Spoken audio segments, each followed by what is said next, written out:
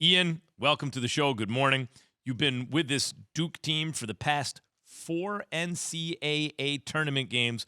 What do you think it's meant to Coach K to have a run like this in his last dance?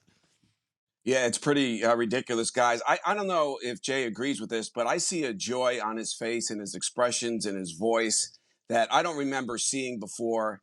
And it's actually pretty refreshing to see. And to have this kind of journey as his last journey is pretty amazing. I don't think anyone who was there in South Carolina when we watched Michigan State, the final 5 minutes of that game, down five, really thought Duke could win that game. Just look at some of the ways that they handled tense endgame situations during the regular season.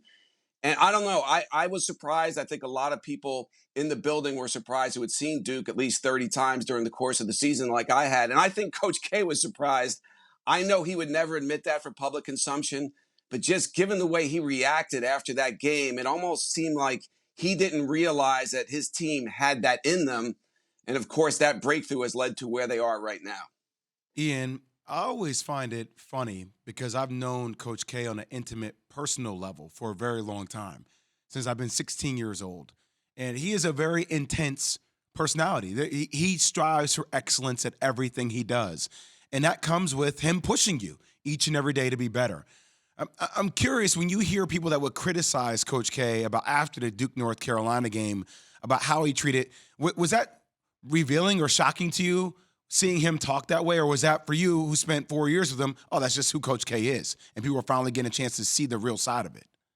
Yeah, and I think you probably saw that too during your time there, Jay. And obviously, I look at an incident like with Chris Carrawell after he broke a play against St. John's, That was was my freshman berated year, and Ian.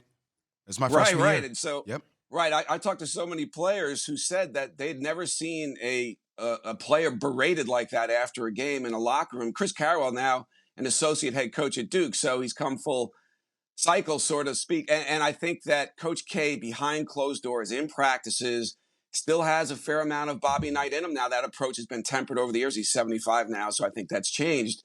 But I think that was a part of Coach K that America didn't know existed and behind closed doors. So he can get in your face. He could say some very tough and degrading things. I think the difference between him and Bob Knight over the years was Knight would cross the line of acceptable coach-player conduct. Mike would go up to the line and maybe not necessarily cross it. I think in the case of, say, Chris Carrawell, he did.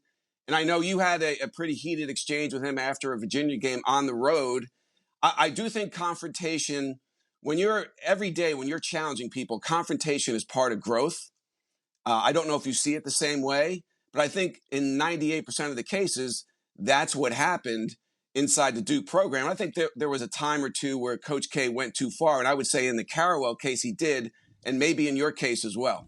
Yeah, can you get into that a little bit, Ian? What about immediately our ears ago, what happened with Jay? Let's get into that whole thing. But please get into it. How did he go too far in the situation with Jay Will?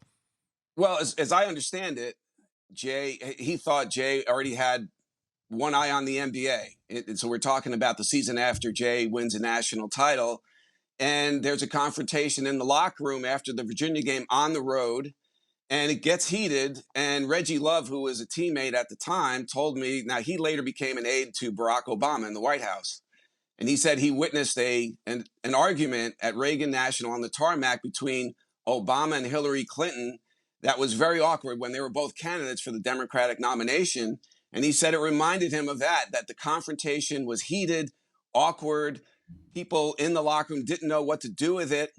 And I don't know if Jay feels that there was some growth that came out of that. Maybe, maybe not. But that could have been a case where Coach K, in challenging people every day, every hour of every day, just went too far with one of the best players he ever had.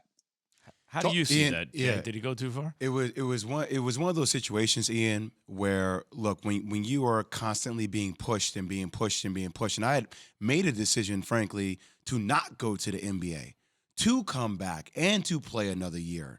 So for me, in that moment when I decided to pass up a shot to give the ball to Mike Dunleavy, and Coach comes at me that way, I had a Will Ferrell old school like moment where he's at the podium and like, what the hell did I just say? Because I found myself up, standing over the top of him, hitting my fist, approaching him, almost ready to fight. But I will tell you what that did for me. it was the first time I learned that it was up to me to lead our team. I knew I had to lead our team, but in that moment, he designed the play for me. I decided to pass. And in a way, he was telling me, no, you taking a challenge shot is better than somebody else taking an open shot because this is what I expect from you. And almost in a way, I turned that down, but I never had that responsibility before because I'd never been challenged that way. So, look, I think through any wins and losses in the season, ups and downs, you get faced with some adversity, and how you deal with that, how you respond to that, determines where your team's altitude was, and that was a prime example. That is so. Chris Canty and for Key today on Keyshawn, J. Will, and Max. Ian O'Connor, author of Coach K, The Rise and Reign of Mike Krzyzewski, with us.